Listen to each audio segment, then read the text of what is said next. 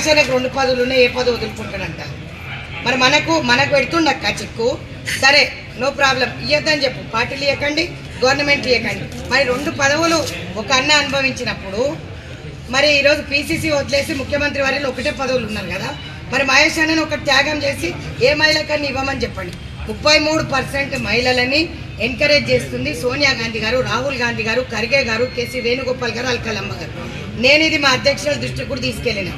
ఆమె కూడా చాలాసార్లు నాకు చెప్పడం జరిగింది, అరే రే రే రే ఏక్ औरत के लिए इतने लोग కాల్ करते సునీతా జీ అంటే నేనన్నా మేడం మీరు నా గురించి ఇబ్బంది పడకండి, నేను లెటర్ రాసి ఇచ్చేస్తాను, నా రెసిగ్నేషన్ యాక్సెప్ట్ చేయండి అని చెప్పిన. లేదు నేను ఏదైనా మంచి పొజిషన్లో ఇవ్వమని చెప్పి సీఎం గారికి నేను చెప్పడం జరిగింది. సీఎం గారు ఖచ్చితంగా ఇస్తారంటే నేను వెయిట్ చేస్తున్నాను. ఈరోజు నా చెల్లెళ్ళందరూ కూడా వెయిట్ చేయాలని లేదు కదా. సంవత్సరంన్నర ప్రతి అన్నకు తిరిగింది. డీసీసీ లెటర్లు కావాలని ఇచ్చినాం, కంటెస్టెడ్ ఎమ్మెల్యే లెటర్లు కావాలని రేవంత్ అని అన్నాడు. వాళ్ళే తీసుకురా మీకు పదవులు ఇస్తాను. మరి మా పేర్లు ఎందుకు వస్తలేవు? బీఆర్ఎస్ పార్టీ నుంచి వచ్చిన వాళ్ళు, బీజేపీ పార్టీ నుంచి వచ్చిన వాళ్ళు, వాళ్ళందరి పేర్లు వస్తున్నాయి. ఈరోజు వాళ్ళకు బాధ కలిగించిన సిచ్యుయేషన్. నిన్నందరూ నాతో కొట్లన్నారు, సగం మంది అధ్యక్షులు రాలే, ఎగ్జిక్యూటివ్కి రాలే. అక్క నువ్వు మాకు పదవులు ఇప్పిస్తావులే, జిల్లాకు 1 పదవి ఇచ్చినా కూడా మనం అడిగింది ఎన్ని పదవులు అక్క? 30 పదవులు అడిగినాం. ఈరోజు ఆ 30 పదవులలో ఒక్కొక్కటి జిల్లాకి ఇచ్చినా కూడా అన్న పెద్ద మనసు చేసుకున్న వాళ్ళందరితో వదిలే అక్క. మేము పీసీసీ ఉన్నప్పుడు రేవంత్ అన్నకు చేసినాం, మరి ఈరోజు బట్టన్నకు చేసినాం, బట్టన్న పాదయాత్రకు తిరిగినాం, మరి ఉత్తమన్న చెప్పిన మాటలు విన్నాం, మరి ఏదో రేవంత్ అన్న వాటి వింటున్నాం. మరి మనకి ఎందుకే రక్క? ఏదైనా సరే బయట ఉన్న వాళ్ళకి ట్యాగ్ ఉంటేనే వేస్తున్నాను. ఇంకో ప్రశ్న అడిగిన నన్ను మా చెల్లెను, ఇంకా నేను ఏం చెప్పాలో నాకు అర్థం కావట్లేదు. అక్క నా పక్కన రెడ్డి లేదు, నేను ఎస్సీని, సో నాకు ఇయ్యరా? ఎస్సీ ఎస్టీ బీసీ మైనారిటీ అందరినీ ఒకటే విధంగా చూస్తారని నువ్వు ప్రతి దగ్గర చెప్తున్నావు. మరి ఈరోజు అదే సామాజిక వర్గంలో మేము లిస్టు తీసుకొచ్చినారు, వాళ్ళు నా ముందు పెట్టి నన్ను అడుగుతున్నారు. ఈరోజు మరి సరే నేనేమన్నాను, 1 year వరకు బ్యాన్ ఉండే అని అన్నా. కంటెస్టెడ్ ఎమ్మెల్యేస్కి కంటెస్ట్ చేయడం నేరమన్నా. 1 year పోయింది, 1.5 year పోయింది. సరే నాకు వైస్ ప్రెసిడెంట్ ఇస్తాను పీసీసీ అధ్యక్షులు చెప్పినారు. ఎల్లో ఉంటావు, మహిళా కాంగ్రెస్లో ఉంటావా, వైస్ ప్రెసిడెంట్లో ఉంటావా అంటే నేను మా చెల్లెళ్ళతోటి రాష్ట్ర అధ్యక్షురాలుగానే ఉంటా.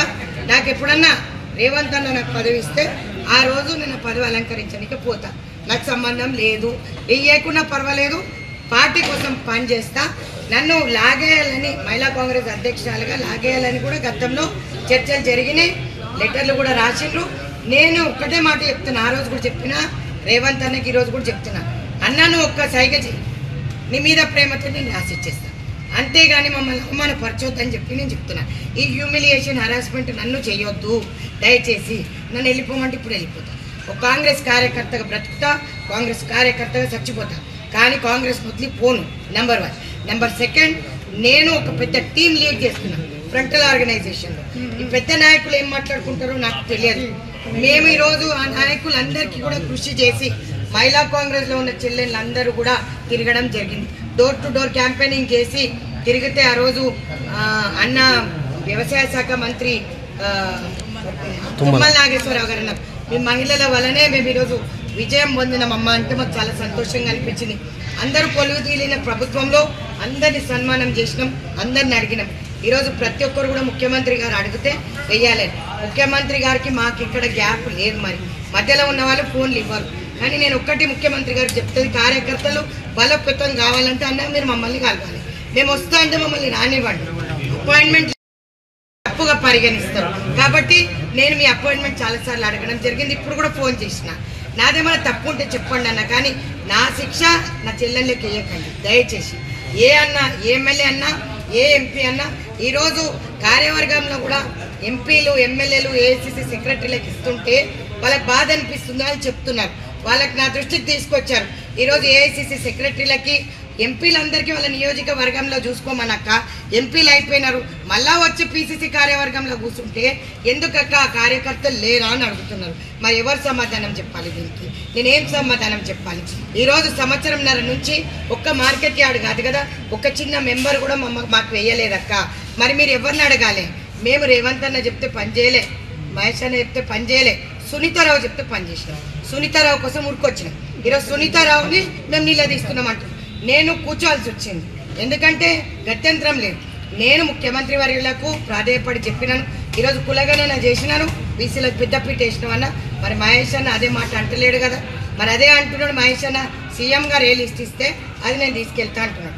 గవర్నమెంట్లో ఉన్న వాళ్ళు, ఇప్పుడు నా చెల్లె ఒక చెల్లె అడిగింది, గవర్నమెంట్లో ఉన్న వాళ్ళు ఏ పార్టీ పదవులలో ఉండొద్దు, పార్టీలో ఉన్న వాళ్ళు గవర్నమెంట్ పదవులు ఉండొద్దు అంటారు. మరి కరెక్టే. మరి ఈరోజు మరి అదే నేను అడుగుతానేమో నన్ను తప్పుగా పరిగణిస్తారు.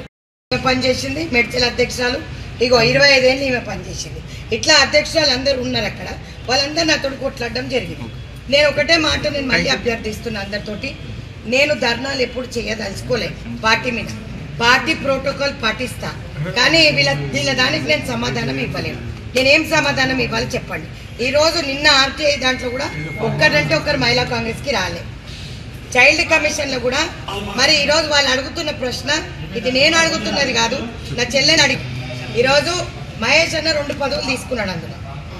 మరి ఎందుకు అన్న మహేష్ అన్న ప్రతిదానికి మన్నని పిలుస్తాడు. ఆ 2 చెల్లెళ్ళు